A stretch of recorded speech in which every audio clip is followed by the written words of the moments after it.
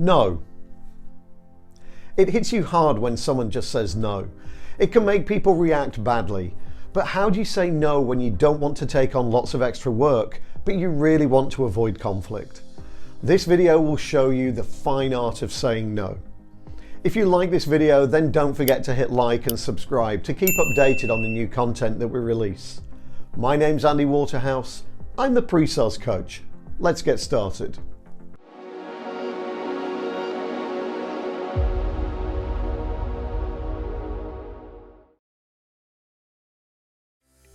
This is the final video of a three-part series on effective time management.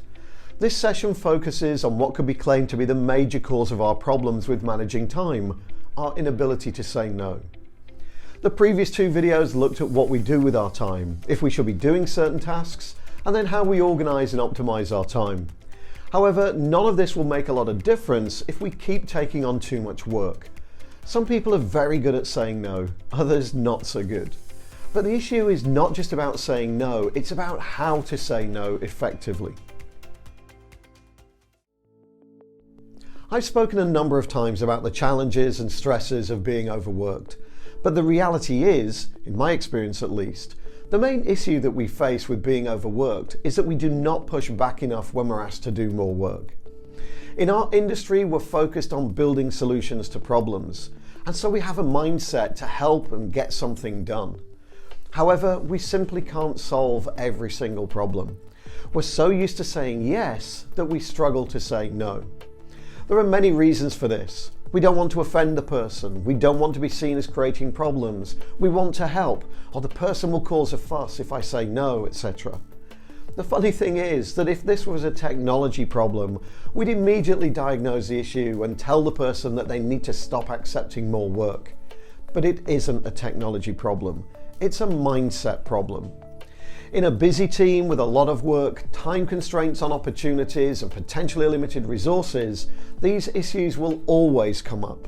There will always be too much work and short deadlines. The effect on you can be serious. If you've not seen it, there's a video up here that talks about the impact of burnout and the need to take breaks from work. Accepting more and more work will impact you, increase stress, and cause you to miss deadlines across many of the opportunities that you're working. The quality of your work will suffer, as will your reputation.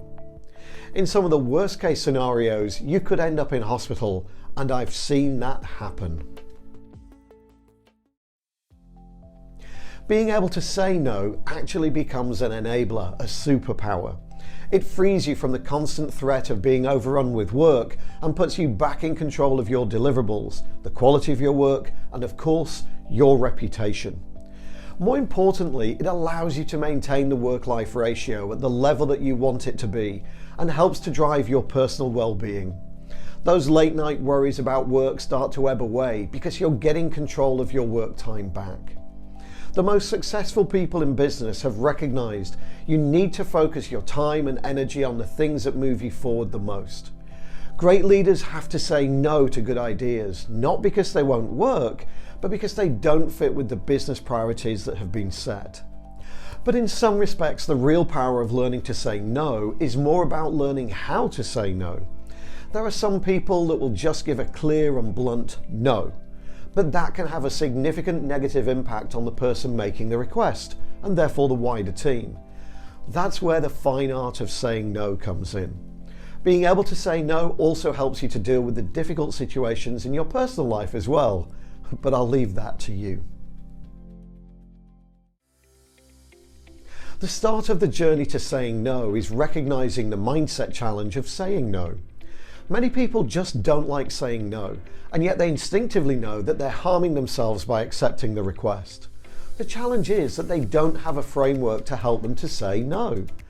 This framework starts with understanding our boundaries, understanding the expectations of the role and of each other in the team. What should we be achieving and doing as part of our roles, and how should we interact with each other? That's something you should agree with your manager and should be communicated across the team. Setting the correct expectations is crucial, and it might take a few iterations to get them right. Remember though that working in a sales environment means that our workloads can be variable, and sometimes we just need to get the work done. But there should be ebbs and flows, and not just a constant level of overwork. The expectations now define the operating model for the team, the basis of the framework which you can use to review any new requests coming in. They're the foundation for the next steps. The next layer of the framework is getting clarity on what are the business priorities. As I mentioned earlier, there will always be more work than we can all do, so we need to be clear on what opportunities, projects and tasks are priorities for each of us. This will obviously change over time, but there should be clarity amongst the team on what the priority list is. We now have our expectations and priorities, which means we've got the boundaries that we need to operate within. This provides the framework that we need to be able to say no. However, there's one final point here that you should consider. What if the expectations and priorities are still beyond where you're comfortable? Well, that's a much broader topic about careers and roles, and I'd suggest that you need to review if the role or the company is the right place for you to be. Having defined the expectations and priorities, we need to ensure that they're communicated clearly within the team, but also with those teams, departments and groups that interact with our team. For example, the marketing team should be clear that we're targeting a specific market sector for additive business, or a particular customer segment for expansion deals, so we ensure that they align their work with ours. It means that they don't request help on campaigns that we're not driving. There are some people that we can call assertive, and then there are those that take it to the next level. The folks that we would perhaps use impolite names to describe them. The challenge is that we want to be assertive, but we don't want to be thought of as one of those people.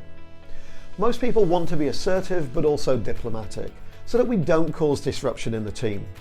We need to introduce strategies for communicating a no in a professional and respectful manner, but also in a way that doesn't get overturned.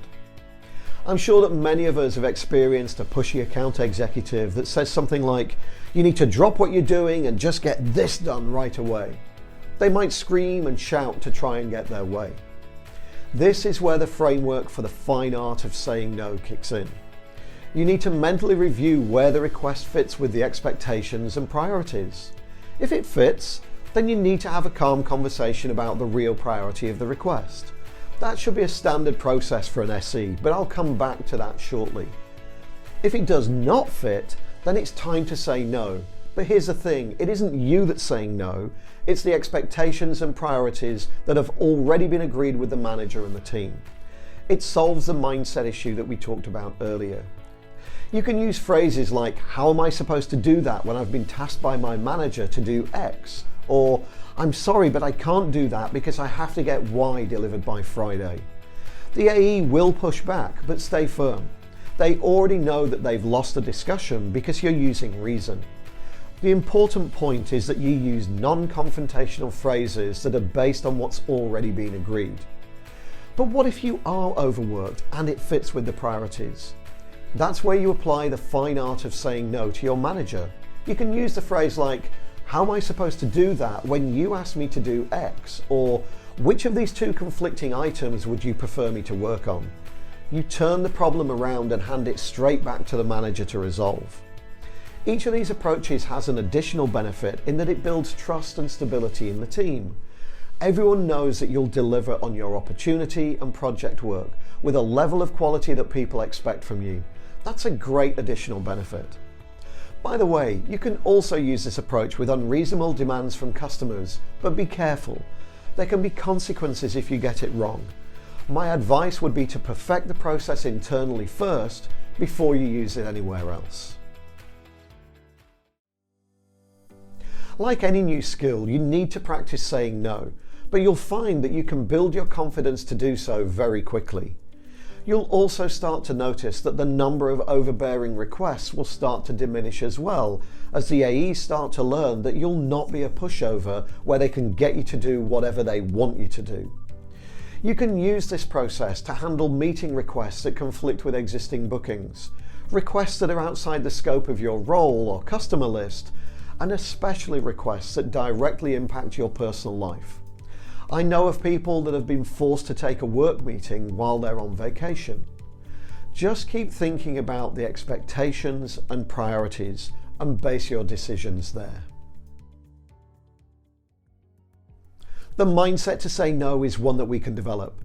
If we build the right framework, the expectations and priorities list, we can create an environment where we can legitimately push back on unreasonable requests and start to take control of our time. Setting boundaries and mastering the fine art of saying no can lead to a more balanced, productive, and fulfilling work experience. If you like this video, then hit like and subscribe to keep updated on the new content that we release. And why not subscribe to our newsletter for updates on what's happening, plus hints and tips about pre-sales. Links are in the video description, and feel free to share your thoughts in the comments section below as well. Until the next time, I'm Andy Waterhouse. I'm the pre-sales coach. Thanks for watching.